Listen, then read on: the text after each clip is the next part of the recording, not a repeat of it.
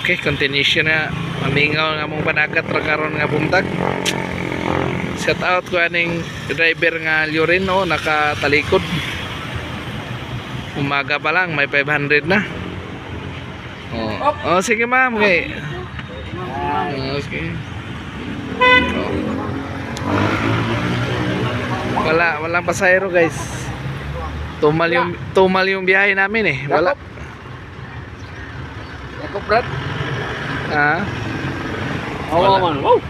Wala. Oh, walang bahada, walang bumababa ang pasahero. Ito lang. Ginawa namin ito, maghintay ng pasahero, baka sakaling madamo. Ayan oh, may bahada na. Buti kaso walang.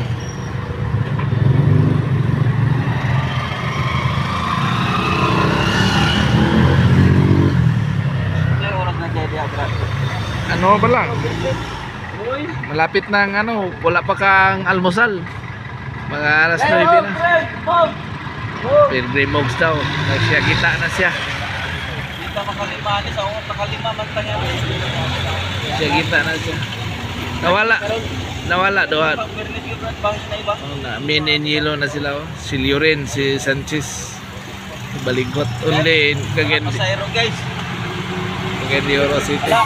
Mahina pasayro ngayon. Mahina daw, tumal yung biyahe.